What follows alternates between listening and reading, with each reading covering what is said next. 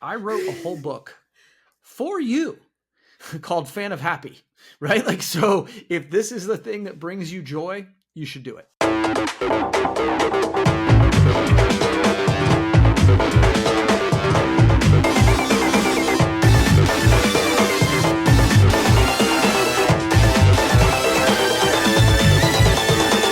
Hey, everybody, and welcome back. Welcome back to the Better Merch, Better Marketing podcast. I'm one of your hosts, Kirby Hasseman. Joining me, as always, the branding bestie, Jade Kreider. Jade, how are you today? I felt like a good hype. I don't know why, but that time you announced it, or like it felt like you were an announcer, like WWE. Welcome back, Jade. Anyways, I'm doing great. How are you? Doing great. You know what? I'm doing well. Excited to be chatting again with you. This is always one of the highlights of my week. I enjoy. It's funny because we talk every day, right? Mm-hmm. But this always feels a little bit different. We have a little bit more structure. It's a, you know, we try and put on our best face for this. So usually puts me in a good mood. So thank you so much for doing it. I appreciate it. Thank you. If you are new around here, this is the Better Merch, Better Marketing podcast brought to you by Hasseman Marketing. At Hasseman Marketing, we deliver marketing joy, and we try to help you create better merch and better marketing. Head to our website, hassemanmarketing.com. You can learn a little bit more about us. Okay, so let's see. What are we talking about today, Jade? We're talking about a lot of stuff. I've got some good topics lined up for us, and it's extra fun because by the time that this podcast has come out, I will have announced that I am officially moving to Georgia. So some of these kind of do relate to that-ish. So congratulations on that, by the way. Hey, thanks. I'm excited. How are you feeling about that? It's going to be good. It's going to be a little crazy. Hopefully, by the time that this is dropped, I will have calmed down a smidgen because we will have gone and been to Georgia. I've never actually been at this point in time, and we move in 3 months. So just as you're listening to this, in the interest of transparency, we are recording a couple of these in advance because both of us will be traveling, and so like we're recording this, and then this will drop like a week and a half later or 2 weeks later, or whatever. So okay, so let's dive in. You want to intro the first topic? You want me to do it? Yeah, so we're starting with some tips for a work-life balance. It felt like a good one. It feels like one that people can always use to hear because it's hard and you get sucked in sometimes. And this is something that I think you and I have talked a lot about because especially with working from home, it's a hard thing. But I actually spoke at a convention or conference in Texas about. So it's a fun topic for me. Yeah. So traditionally, we just kind of go back and forth on this. So let's do that. The first thing I would say is it doesn't exist. Work-life balance doesn't really exist. And I think that, and I'll talk about this in one of my points about this is I think that sometimes one of the challenges with the idea around it is that we think that it's supposed to be 50-50 or there's supposed to be this split. And the thing that I would say as a piece of advice to you or to anybody listening is that we live in seasons, right? I'm like, obviously when you and your sister were 12 and 9 or, whatever age, I remember May being like the worst month. Yeah. Because there was just so much softball and dance and piano and there was never a time that we could be in all the places. And so if you're living through that, just give yourself some grace that for real, there's no such thing as perfect work-life balance. Now I can give you some tips around it, but I just, that's a great point. I really like don't set yourself up for failure because I think we beat ourselves up and then we think we're not, everybody else has this figured out and we don't. No, they don't. No, I still don't know what's going on. Yeah. And I talk about it all the time. Okay. Then I'm going next because that was a great start to it. Okay. This one kind of tags along with that one is to simply be intentional with the time that you're spending. Either way, whether it's when you're working or whether it's when you're spending time with family, that's what you're doing. Be intentional with it. If I am sitting down with my husband for dinner, I'm not working like that. Like even sometimes we sit down for breakfast. And sometimes it's at 9:15 and it's after the workday has started, but we've just now started making breakfast because I work Ohio time. But we sit down and my work phone, my personal cell phone, they stay in my office for 10 minutes. It's not long, but that's my intentional moment with my husband. And I don't get that all the time. And when I'm working, if he comes in while I'm working, I get mad at him. I don't get mad, but I do go working. Like when you're doing the thing that you're doing, do it Yeah. with your whole heart and mean it. Yeah, I like That's that. my first one. Yeah, and so then my other one, and I've got one more after this, but Okay. schedule things. Mm. Put them in your calendar, right? And I think that sometimes we think about that about meetings, or we think about that about the Mm-hmm. sales call. But if you look at my calendar, my workouts are in my calendar. Mm-hmm. My time with friends are in my calendar. Schedule those things. I think that I've heard people say that if you want to see what really matters to people, look at their calendar and their bank account. Where do they spend their time and where do they spend their money? And I think so many people, and it goes to what you just said, they're not intentional, because I Mm-hmm. think sort of the follow up to your point is just be present wherever your feet are, Yeah. right? Like that's, Uh-huh. but also schedule dates, schedule Uh-huh. time with your kids. That's something that I didn't do a lot, right, as a parent, but Yeah, you did good. I scheduled stuff. And I actually sort of talked with Amy a lot about this. It's like, if it's not in my calendar, it doesn't exist. Don't tell me that you told me something. Make me put it in the calendar, because Mm-hmm. if it's not there, I'm going to, I can veer off. So whatever that, if you really want any balance, then understanding what your goals are that you want with your relationship, and then schedule those things into it. So that would be a big piece. Yeah. My next one, if I could put it in like sparkly letters above me, is to set boundaries. And I think it's an obvious one, but have the boundaries and then stick with them. That's the Sure. big one. And I say it all the time and I'm not the best at it. One of the boundaries that I set for myself, and I'm not telling anybody to do this, because you got to find your own boundaries. You got to figure out Right. what works for you, what works for each individual. What worked for me is having two phones. I have to have one phone that is my work phone. My work email does not exist on my personal phone. And I've actually just recently, Instagram no longer sends me notifications on my personal phone. TikTok doesn't send me notifications on my personal phone. And LinkedIn is getting deleted off of my personal phone. Because why am I scrolling on LinkedIn at 10 p.m. on a Saturday night when I should be watching a movie with my husband? Get off my phone. But I like people to be able to reach me, and I like to be able to check it when I'm doing stuff. And like today I had an appointment and I was able to just take this with me and monitor my email. So it's nice to have. But again, it comes back to being intentional of Boundaries. if you're going to do it all the way in. My husband is really good at calling me out when I am crossing boundaries and when I'm on my phone at the dinner table and things like that. And it's good. Like, as much as I'm like, oh, he's right. Get off your phone. We're having a conversation. And that's something that I think in particular my generation struggles with, because we were raised around. Sure. Yeah, I don't think it's exclusive to your generation. But that being said, I think that's a really good one. My final one is just give yourself grace.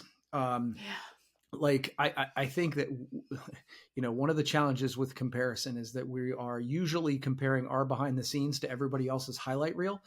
And so I really think work-life balance, like my point from the beginning, I stand by, is I don't think it exists. And I think there are seasons where if you're starting a business, you're going to have to put more time into that. There are going to be seasons where, I think of when you guys were younger and doing all that stuff, I was spending more time doing that kind of stuff. I was leaving work early so that I could do those things because it was important to me. Now maybe I had to work late at night or whatever. I've just always thought it was something, it was a made up term, like multitasking. Doesn't exist. Not really.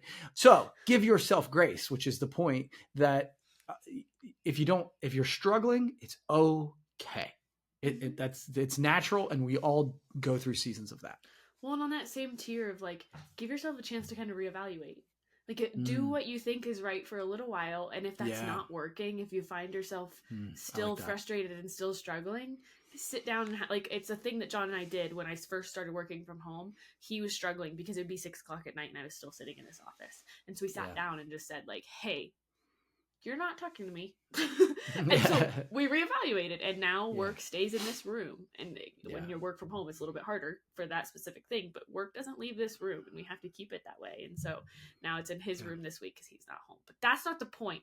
We're going to the next topic. All right.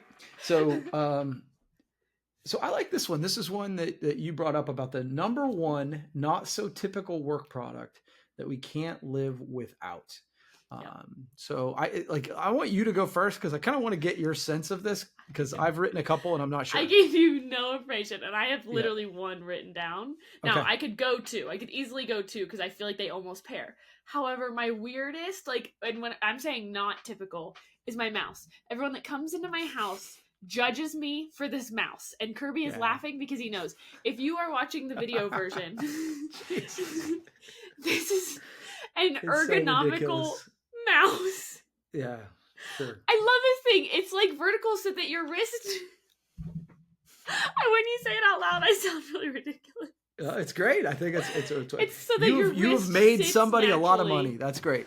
Your wrist has to sit naturally, so my buttons are here, and I have some buttons over here. It's everyone that walks into my house goes, "What the hell is that?" I'm like, "Shut up." Okay, so we know. So just because I know what number 2 has to be, then.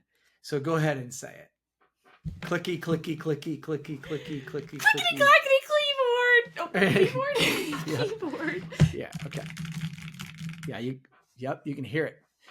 Yep. Okay. So yeah. So my she keyboard was and my very, mouse. yeah, very specific about getting that keyboard. It brings her some sense of pleasure. You've mentioned before about having your setup just right for work from home. Yeah. Mm-hmm. And so I tease you about it, but if that's what makes you joyful, dude, do that. I spent way too much money on these two products. I have not 1 ounce of shame about it, by the way, either. Yeah. I spent too much money on it, and I'm proud of it. I show it off. I wrote a whole book for you called Fan of Happy, right? Like, so if this is the thing that brings you joy, you should do it. I love it. Okay. It does. I've got 3, and I'm going to go through them really quick. Number 1 are in my ears, the AirPods. Mm-hmm. I got to tell you, when Phil Hunt, who is my friend here in town, he's the one who told me about these. And and you know me well enough to know that, like, I don't have to have the high-tech gadget. I don't care about it. Like, this Fitbit watch that I do have, I want it to not bother me. Like, I don't have an Apple Watch because I don't need to beam me up. I just want it to tell me the time. So, yeah, exactly. So I say that to say, when he told me about these headphones that would be noise canceling and all this stuff, I didn't really believe him that they'd work. And I was skeptical. They're awesome. They are sick. They are so good. They do work so well for me to concentrate. So big fan of the AirPods. They're not inexpensive. And the noise canceling is fairly impressive. It's really good. So just as a side note, like, I got them for to listen and stuff like that. But I have like 12 acres that I mow. And so I bought like heavy duty over the ear protection because the tractor was so loud. And I thought, well, I'll get these and then I'll put the over the ear over top of me because I had earphones before that I couldn't hear out of. Yeah. Like, I just couldn't hear the book or whatever. Loud. It was so loud. Yeah. I put these in and I didn't need the over the ear ones just like that. I was like blown away. So anyway, take it or leave it. Shout out to AirPods. Yeah, they're awesome. The Blue Yeti mic that I use, I actually have a setup here. So my home office setup is the same as my work office setup, so that the mic is the same. And then the third thing is the camera is the same, and it's the Insta360. So I don't know that I knew you had that. Yeah, it is a really cool camera. And if you've ever seen it follow me, that it is AI enabled, so I can give it signals so that it will literally track me. You've seen it do this, Jade. Yeah. And sometimes I don't want it to do that, but it does. But the quality of the mic is really, really good. It's really small. It fits in a little box. So if I want to take it with me, I can. So it's the AirPods, it's the mic, and it's the camera. Those are non-traditional things that you wouldn't think of, but for a work from home, doing content, doing podcasts, those 3 things, and then a good light. I have a good light. I need. I don't have a great light yet, so that's on my list. It makes a big difference. So our next one, I'm saying it this time. Anyways, love it. Our next one I kind of did because if you know us at all, you know that maybe Kirby is a little bit more of a morning person than me. And just so we're clear, those of you who don't know, that means that I roll out of bed and start working. And Kirby gets up like 7 hours ahead of time to start working. So Sure, that's. Am I I do far get up off? early. I get up early. Yes, I do. So we're going to be talking about our things that we like must do in the morning in order to have a successful day and feel like we've started off the day right. I'm going to let you start it. Yeah, so I talk a lot about my morning routine. I am very intentional about it. It's funny though. I hear about morning routines where they're like, oh, I've got to do an ice bath and I've got to do meditation and I've got to do all these 15 things before they start working. Yeah, I'm not necessarily like that. I start working really quick. I get up between 5 a.m. and 5:30 every day. Yeah, I do. Those of you listening, I just made a face that was the worst thing ever. I get up, immediately get coffee, and I try to put good into my brain, right? Like, so that's podcasts, that's books, that's usually it's like a blog post. I subscribe to a couple that I get every morning so I can read those.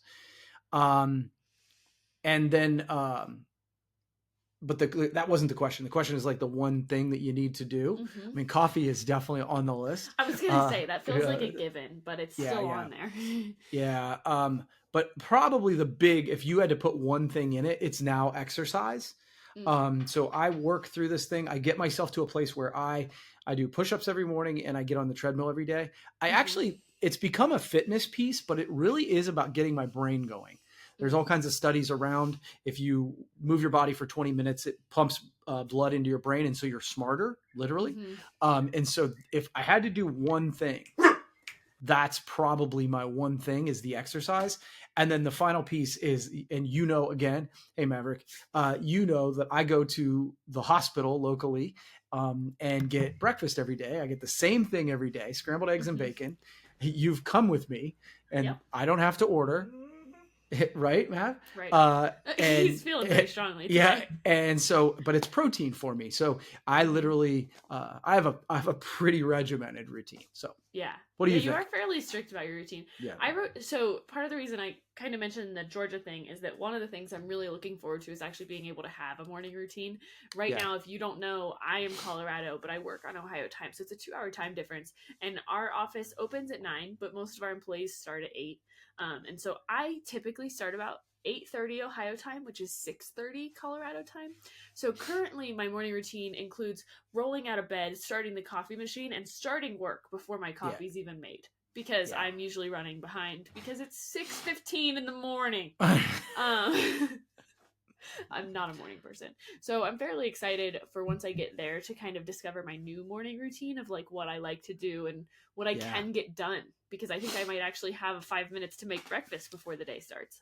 But my two big things that I still have on my list anyways, creating a to-do list.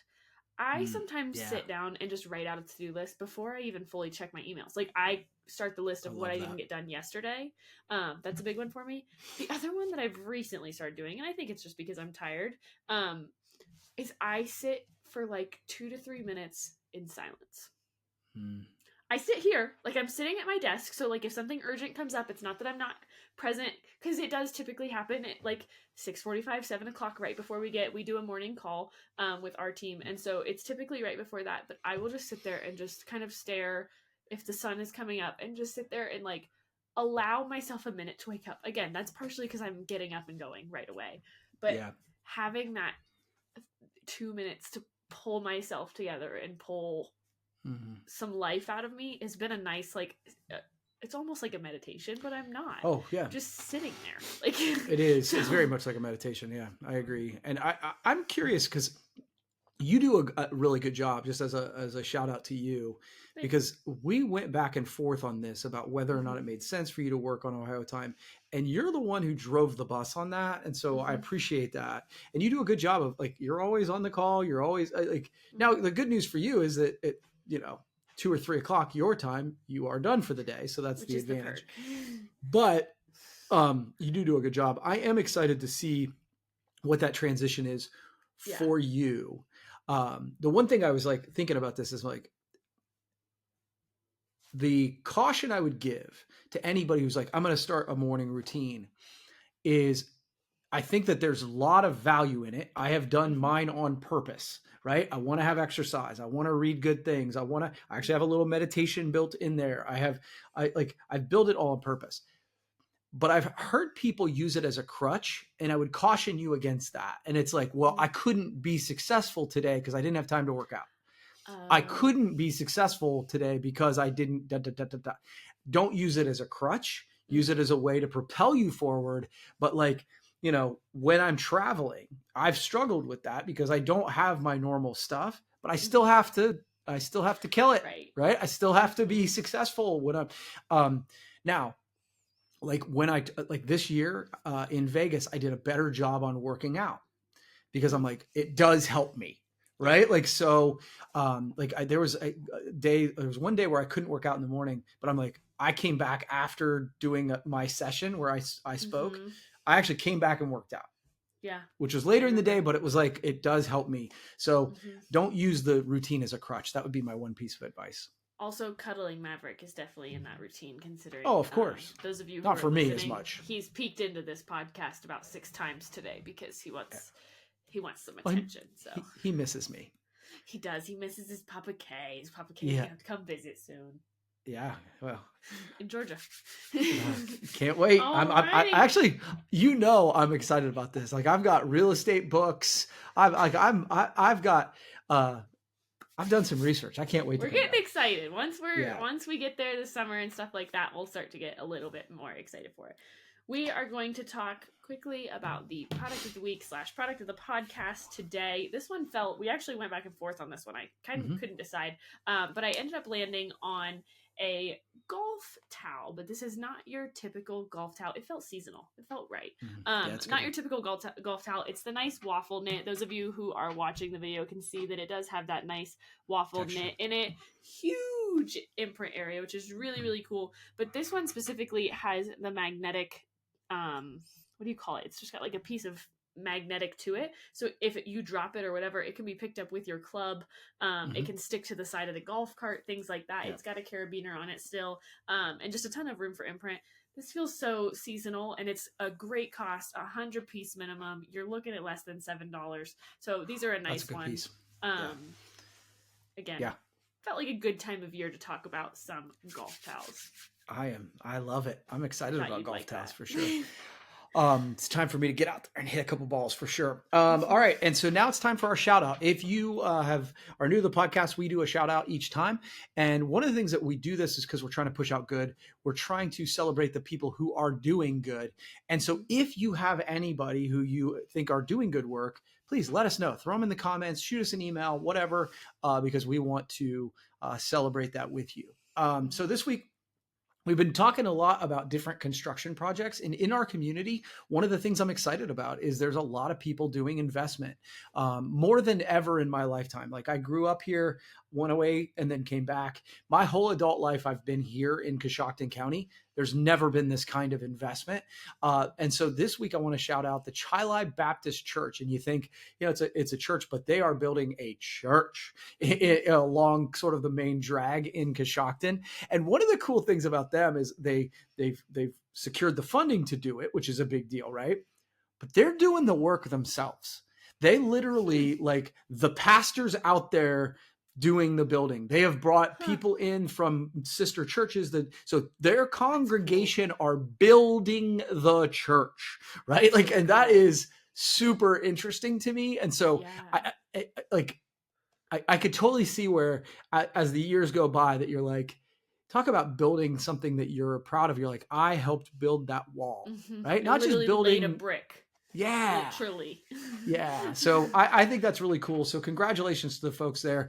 And by the way, making crazy fast progress too. Yeah. Like, I heard a date the other day, and I don't know it off the top of my head, but it was like, they said, hey, they're going to open by this date. And I was like, well, that's like coming up.